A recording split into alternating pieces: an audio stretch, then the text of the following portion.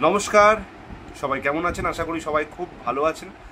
আর এই মুহূর্তে আমি আপনাদের সঙ্গে চলে এসেছি বলে নিশ্চয়ই আমার মতোই আপনারা আরও অনেক বেশি ভালো হয়ে গেছেন। যাই হোক, কথা না বাড়িয়ে আজকে একটা চমৎকার গল্প বলবো। কিছুটা মজার ছলে গল্প বলবো, কিছুটা মজার গল্প বলবো, তবে বাস্তবের সঙ্গে খুব মিল রেখে সব সমাজের জন্যই, সর্বকালের সমস্ত সমাজের জন্যই একটা উপযোগী গল্প আজকে উপস্থাপন করব। আমি শুরুতেই আজকের এই গল্পের জন্য আন্তরিক কৃতজ্ঞতা এবং ধন্যবাদ জানাবো আমার অন্যতম একজন প্রিয় লেখক, প্রিয় মানুষ, শ্রী শ্রদ্ধেয় চন্দিল ভট্টাচার্য মহাশয়কে। আমি তার কাছ থেকে অনুপ্রাণিত হয়ে এই গল্পটা আপনাদের কাছে তুলে ধরার চেষ্টা করছি। ত্রুটি হলে, ভুলচুক হলে, খারাপ ভালো যাই হোক, নিজ গুণে মাফ করবেন, তবে বলবেন। পজিটিভ কমেন্ট যেমন অনুপ্রেরণা দেয় এই ধরনের ভিডিও আরও বানাতে, কিছু নেগেটিভ দিক থাকলে সেটাও আমার জানা দরকার নিজেকে আরও ইমপ্রুভ করার জন্য, সেটাও বলবেন। অভিভাবকের মতো বলবেন, বুঝিয়ে বলবেন।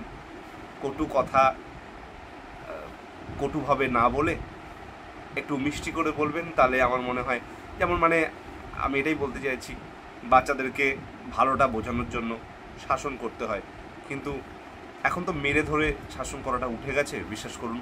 মানবেন তো, আমার সঙ্গে একমত হবেন তো?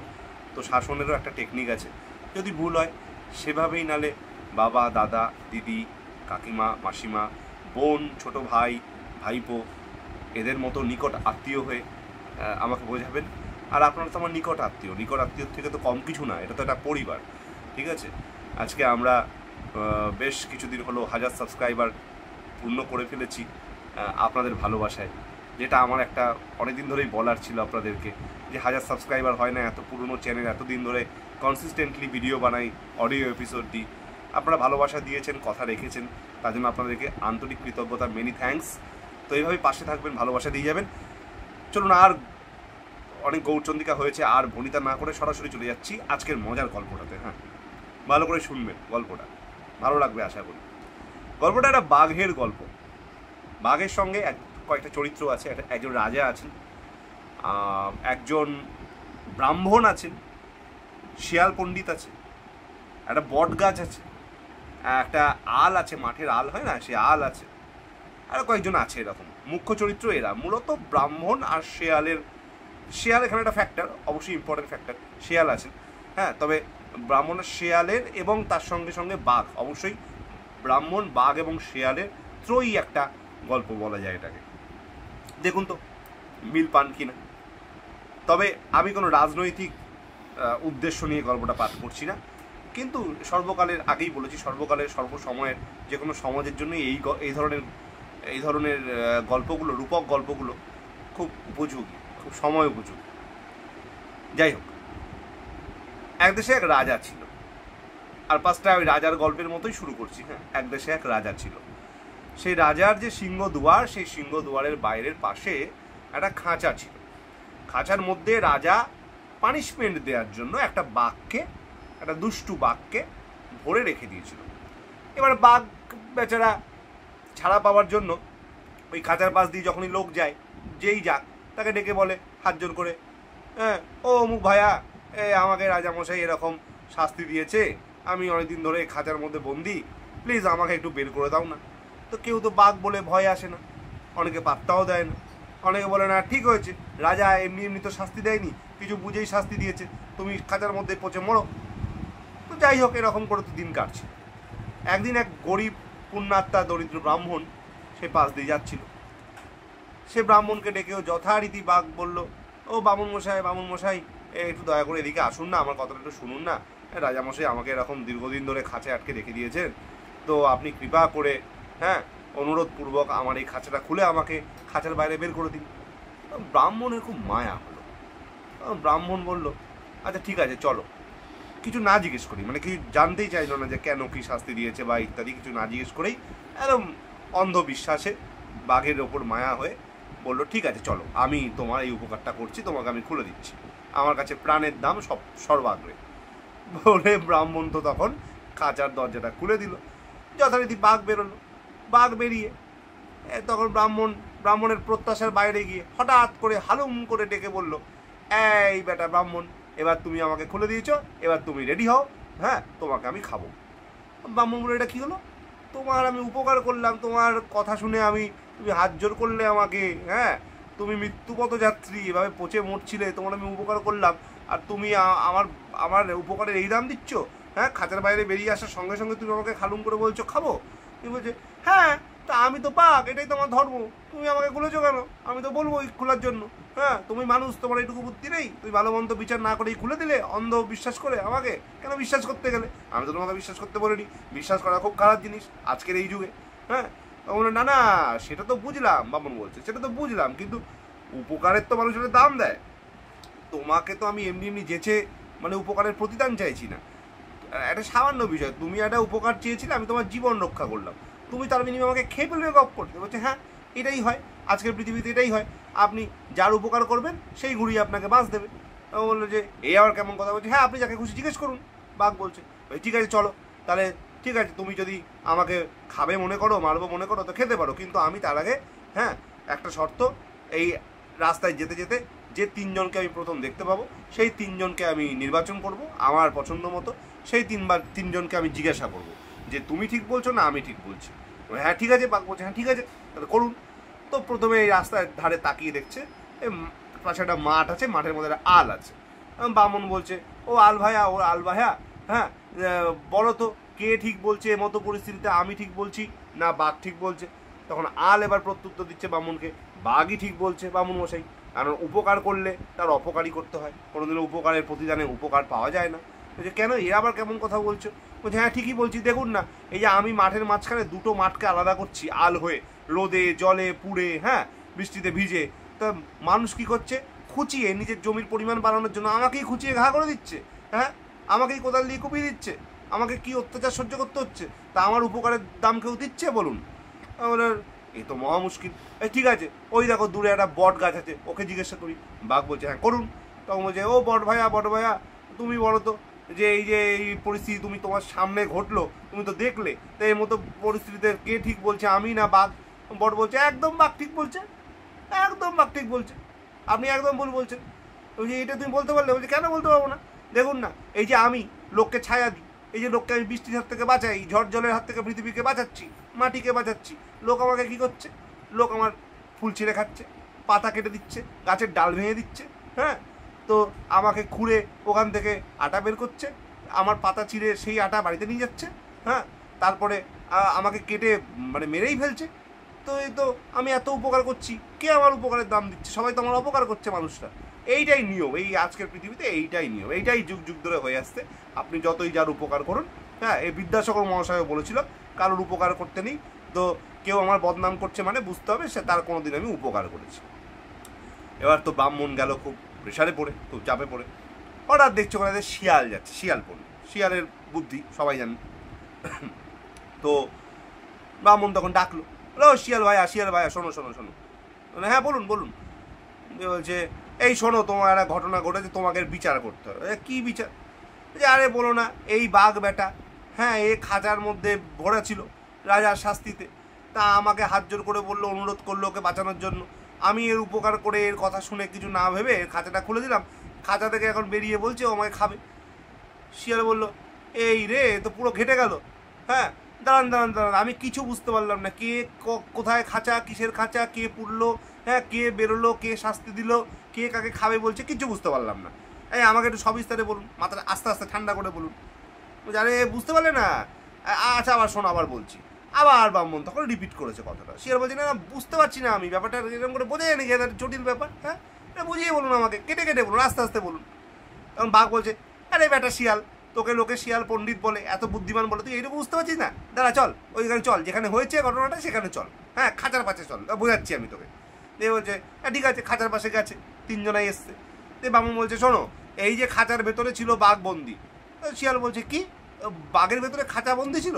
বলছে, আরে দূর বাবা, বাঘের ভেতরে খাঁচা বন্দি থাকবে কেন, খাঁচার ভেতরে ছিল বাঘ বন্দি। বলছে, হ্যাঁ তারপরে বুঝলাম খাঁচার ভেতরে বাঘটা বন্দি ছিল। বলছে, হ্যাঁ আমি পাশ দিয়ে যাচ্ছিলাম, তো বাঘকে আমি উপকার করার জন্য ওর খাঁচাটা খুললাম, ওকে বার করলাম। বলে, হ্যাঁ কী করে হলো? খাঁচার ভেতরে ছিল বাঘ বন্দি, আর আপনি বাঘ বলছেন যে বাঘটা নাকি রাস্তা দিয়ে যাচ্ছিল, আর বাঘটা নাকি আপনাকে খাঁচা থেকে বের করে খুলেছে, উপকার করেছে। বলছে আরে তুমি এই বুঝলে শিয়াল, হ্যাঁ এইটুকু সাধারণ বুদ্ধি বুঝতে পারছো না? তখন বাঘ এবার ডেকে মেগে বলছে আরে বেটা শিয়াল, শোন শোন শোন দাঁড়া, হ্যাঁ আমি তোকে দেখাচ্ছি কী হয়েছিল, তোকে আমি দেখাচ্ছি। সেই ভালো সেই ভালো বলে তখন বাঘ তো বলছে দেখ এই হচ্ছে ব্যাপার, এই আমি খাঁচার ভেতরে ঢুকলাম। যেই না বাঘ বাবাজি আবার ব্যাপারটাকে দেখানোর জন্য খাঁচার ভেতরে ঢুকেছে, অমনি শিয়াল কি করেছে, বাঘের খাঁচাটাকে বাইরে থেকে লক করে বলছে এইটাই হলো ঠিক বামুন ঠাকুর, কারুর উপকার করতে নেই, ওই ব্যাটার দুষ্টু বাঘ ওর জায়গা ওই খাঁচার ভেতরেই, ওকে বাইরে বের করেছেন কি আপনি মরেছেন, আর ভুল করেও একই ভুলের পুনরাবৃত্তি ঘটাবেন না, আমি আপনাকে বাঁচালাম এই যাত্রায়, যান আপনি ফলাহার করতে চলে যান। তো যাই হোক, এবার তো সবাই চলে গেছে ওই স্থান থেকে। বাঘের ভেতরে ছিল একটা মোবাইল, খাঁচার ভেতরে ওই মোবাইলটাকে টিপে বাঘ ফোন করেছে রাজাকে, এই রাজামশাই আপনি বলেছিলেন শাস্তি দেওয়ার জন্য আমাকে খাঁচার ভেতরে রাখা হচ্ছে, যদি কখনো আমি নিজের বুদ্ধিতে ওখান থেকে বের হতে পারি আপনি আমাকে মুক্তি দেবেন। তা আমি আমার নিজের বুদ্ধি খাটিয়ে খাঁচার বাইরে বেরোলাম, তো এক বামুন আর শিয়াল ছলনা করে হিপোক্রিসি করে আমাকে আবার খাঁচায় বন্দি করলো, তাহলে তাদের বিচার হওয়া উচিত। হ্যাঁ, এটা একটা গণতান্ত্রিক দেশ, যতই আপনি রাজা হোক, হ্যাঁ এখন কিন্তু আর রাজতন্ত্র নেই, এখন গণতন্ত্র আছে, আপনার শাসনে আছি, কিন্তু এর প্রজাতন্ত্রের মতোই একটা সিস্টেমের মধ্যে দিয়ে আপনি এই রাজ্যটাকে চালান, ঠিক আছে, তাহলে আপনার একটা বিচার করা উচিত। হ্যাঁ, তাও আমরা ঠিক আছে, হ্যাঁ সত্যি তাহলে বিচার পাওয়া উচিত। তুমি যদি সত্যি করেই দেখা যাচ্ছে যে আমার কথা অনুযায়ী নিজের বুদ্ধিতেই খাঁচার বাইরে বেরিয়েছো, তাহলে তো এই বামুনের আর শিয়ালের তেরাম করে করা উচিত হয়নি। যদি সত্যি ওদের দোষ হয় তাহলে ওদেরকে শুলে চড়াবো, ঠিক আছে, সবাইকে ডাকা হোক। তিনজনকেই ডাকা হলো। তখন রাজা বলল যে না, বামনের তো এটা বিরাট বড় ভুল, কারণ বামন যখন জানে যে আমি শাস্তি দিয়েছি ওই বাঘকে, তখন আমার শাস্তিকে উপেক্ষা করে কেন বামন ওই খাঁচাটা খুললো, বাঘটাকে বের করলো, সবটা শুনে বললো এ কথা, যে যদি সত্যি ও বেরে করে থাকে, বামনের কথাই ধরে নিলাম যে বামন সত্যি ঠিকই বলছে, যে বামনই ওকে বের করেছে, ও নিজের বুদ্ধিতে বেরোয়নি বাঘ। বামন তুমি বেটা, তুমি কেন আমাকে অপমান করলে, কেন তুমি খাঁচা খুললে বের করতে গেলে, তোমার দোষ আছে, অবশ্যই দোষ। আর শিয়াল তো তুমি একটা বিচ্ছিরি রকমের ক্রাইম করেছো, তুমি বাংলা ভাষার অপমান করেছো। শিয়াল বলছে কেন রাজা বলছে আমি বাংলা ভাষার কি অপমান করলাম?